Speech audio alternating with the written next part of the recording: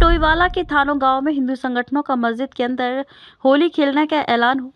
बीते गुरुवार को मुस्लिम सेवा संगठन और इमाम संगठन के प्रतिनिधिमंडल ने पुलिस उप महानिरीक्षक पुलिस मुख्यालय उत्तराखंड धीरेन्द्र गुंजियाल से मुलाकात कर पिछले दिनों से लगातार मुस्लिम समाज को नमाज के नाम पर मस्जिद मदरसों के नाम पर टारगेट करने को लेकर बात की। मामला चाहे रुद्रपुर शहीद नामक व्यक्ति के नमाज पढ़ने को लेकर मारपीट हो या जोशी मठ में नमाज पढ़ने को लेकर मुस्लिम समाज के दर्जनों लोगों पर 107/116 के मुचलके हों, या फिर टोईवाला के थानों गांव में हिंदू संगठनों का मस्जिद के अंदर होली खेलने का ऐलान हो, सभी मामलों में धीरेन्द्र गुंजियाल ने प्रतिनिधिमंडल को उचित कार्रवाई का आश्वासन दिया। कहा कि अगर इन सब मामलों पर उचित कार्रवाई नहीं होती तो मुस्लिम सेवा संगठन समाज के साथ मिलकर ठोस कदम उठाने के लिए बाध्य होगा। मिलने वालों में इमाम संगठन के अध्यक्ष मुफ्ती रईस अहमद कासमी, मुस्लिम सेवा संगठन के अध्यक्ष नईम कुरैशी, मुस्लिम सेवा संगठन के उपाध्यक्ष आकिब कुरैशी, भगत सिंह कॉलोनी से पूर्व पार्षद इलियास अंसारी, मुस्लिम सेवा संगठन मीडिया प्रभारी रमीज रजा, दानिश कुरैशी, नवाज कुरैशी आदि लोग उपस्थित रहे। आज यहाँ पर आप आए हैं, क्या आश्वासन दिया गया है, किस मामले में? देखिए, आश्वासन का तो ट्रक भर गया है, आश्वासन दिया जाता है लेकिन कार्रवाई नहीं होती। रुद्रपुर में नमाज़ पढ़ने पे पिटाई होती है, कहीं शॉल बेचने पे पिटाई होती है, नमाज़ पढ़ने पर 107-16 का मुचलका हो जाता है, बीएनएस में 117-135 का मुचलका हो जाता है। और प्रशासन की तरफ से ये लिखा जा रहा है एसडीएम साहब की तरफ से कि नमाज़ पढ़ने की वजह से आपको मुचलका पाबंद किया जा रहा है। क्या हिंदुस्तान में कानून नाम की चीज़ नहीं बची है? क्या धार्मिक स्वतंत्रता ख़त्म हो गई है? क्या भारत अब संवैधानिक राष्ट्र नहीं है? क्या भारत किसी धार्मिक राष्ट्र में तब्दील हो चुका है?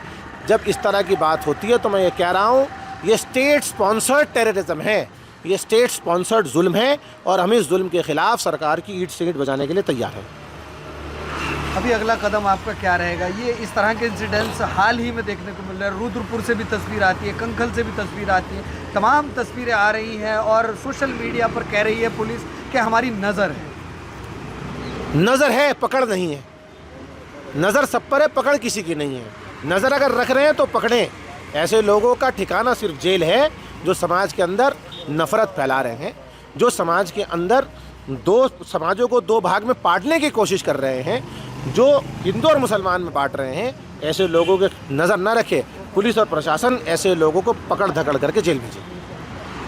अभी एडीजी लॉ एंड ऑर्डर से आपकी मुलाकात हुई तो क्या कहा है? हमारी मुलाकात DIG law and order Uttarakhand से हुई है।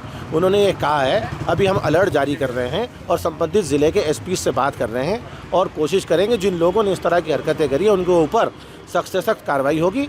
अन्यथा आप कुछ दिन में हमसे आकर मिलकर हमें स्थिति से अवगत कराएं और हम इस मामले में बहुत संजीदा है, सीरियस और एक्शन लेंगे। क्या कहेंगे, ये बढ़ती नफरत कहाँ तक जाएगी? कहीं पर नमाज पढ़ने पर लोग मार दे जा रहे हैं, कहीं पर जो है मुकदमा दर्ज हो रहा है नमाज पढ़ने पर। ये तमाम तरह की परेशानी उत्तराखंड में ही क्यों आ रही है? बड़ी शर्मनाक बात है। हम भी सोच फिक्र को लेकर आज यहाँ आए थे कि नमाज पढ़ने को लेकर 107-16 के नोटिस 60 लोगों को दे दिए जाते हैं। परमिशन लेके जोशीमठ के अंदर मुस्लिम समुदाय ने नमाज पढ़ी और सबको पता है कि रमज़ान में तरावी की नमाज जगह जगह पर होती है। नमाज और पूजा के लिए कहीं की परमिशन होती है? उसके बाद भी परमिशन लेके पढ़ी, क्योंकि मुझे लगता है कानून ये हमारे लिए बनाए गए हैं देश में। ऐसा कुछ है कि भाई नमाज या पूजा के लिए परमिशन लेनी पड़ती है? आज तक देखा तो नहीं था, लेकिन यहाँ पर सरकार पता नहीं क्या क्या करवा रही है। हिटलर शाही चल रही है उत्तराखंड के अंदर, हिटलर शाही चल रही है।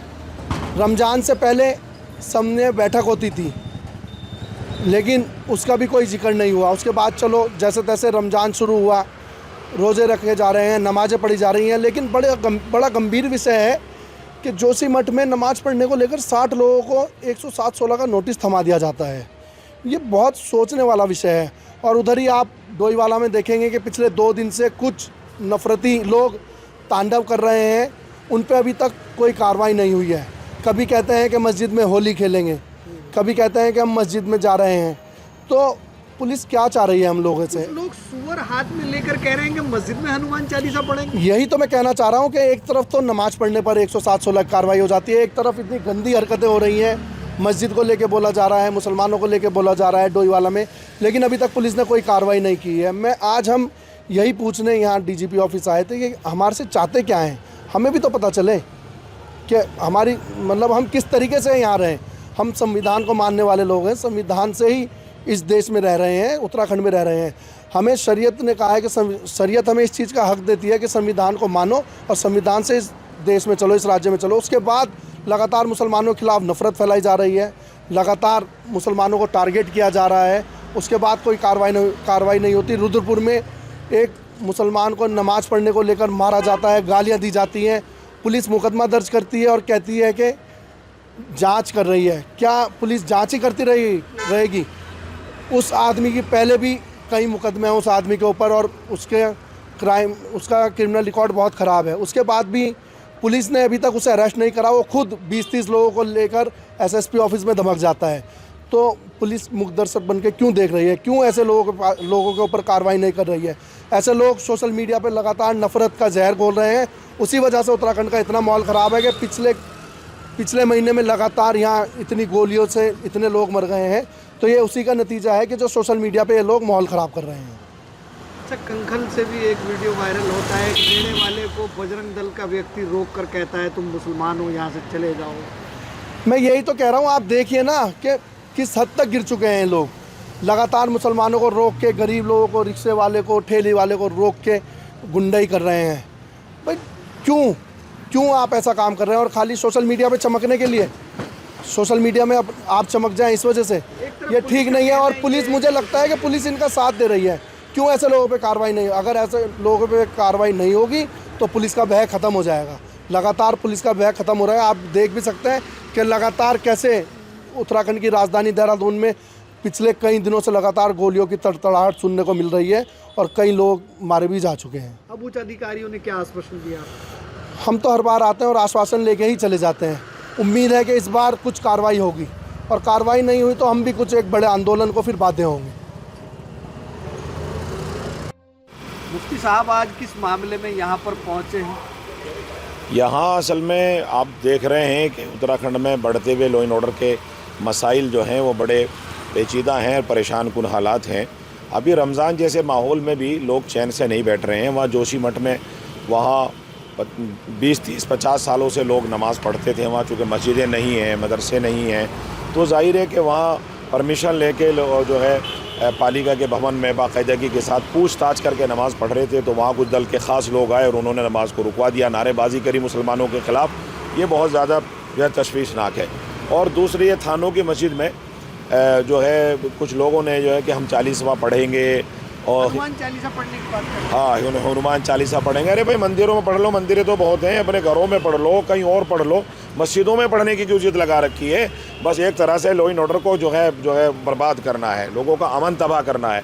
रमज़ान जैसी खुशियाँ जो सब मिल करके हर अच्छा बुरा आदमी जो है रमज़ान मुबारक की अदायगी में लगा हुआ है, तो इस तरह के हालात जानबूझ के पेश किए जा रहे हैं और जो है पुलिस उनके खिलाफ़ कोई कार्रवाई नहीं कर रही। उसी मामले को लेकर के हम जोशीमठ को और थानों को और जो है वो रुद्रपुर को, इन मसाइल को लेकर के हम जो है साहब से मिलने आए थे। तो बहुत मसरूफियत के बावजूद फिर भी हमें टाइम दिया और हमारी बात सुनी। उम्मीद है कि इस पर कुछ ना कुछ एक्शन होगा। क्या कहना चाहेंगे? इस तरह के मामले लगातार लोगों को ये कहना चाहेंगे कि भाई देखिए, उत्तराखंड है, ये अमन और शांति का गहवारा है और यहाँ तमाम सभ्यता और तमाम चीज़ें अच्छी लगती हैं। यहाँ तो ये तो एक तरह से धर्म नगरी है।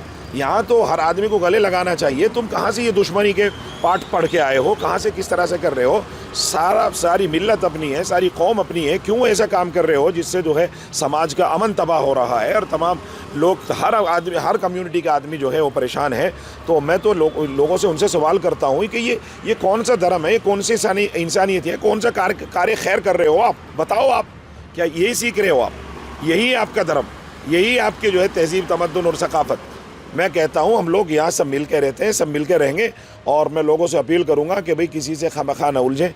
अगर वो नहीं नमाज़ पढ़ने दे रहे, किसी अपने भवन पर नमाज़ पढ़ ले, थोड़ी थोड़ी करके नमाज़ पढ़ ले, मगर नमाज़ ज़रूर पढ़ें। और नमाज़ मुसलमान पढ़ेगा और पढ़ता रहेगा, पढ़ता आ रहा है, कभी नमाज से इंशाअल्लाह जो है वंचित नहीं होगा।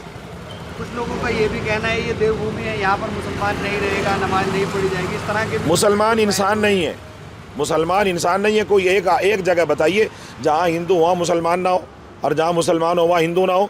हमारे सऊदी अरब में दुनिया भर के हिंदू हैं, दुबई में दुनिया भर के हिंदू हैं, कुवैत में हैं, कतर में हैं। अब मुसलमानों से ज़्यादा पैसा जो है हिंदू भाई कमाते हैं। ये सब बातें बाहर जाती हैं जिससे हमारे प्यारे हिंदुस्तान की छवि तबाह होती है। बाहर मुल्कों में लोग ऑफिसरान और वहाँ इनको वॉच करते हैं, देखते हैं कि हम यहाँ इनको इनका इतना प्यार देते हैं, यहाँ वहाँ हिंदुस्तान में उनके ही मुल्क में जो है उनको इस तरह से सताया जा रहा है, जिससे हमारे हिंदुस्तान की जो है एक तरह से शबीह जो है और नाम जो है ख़राब होता है।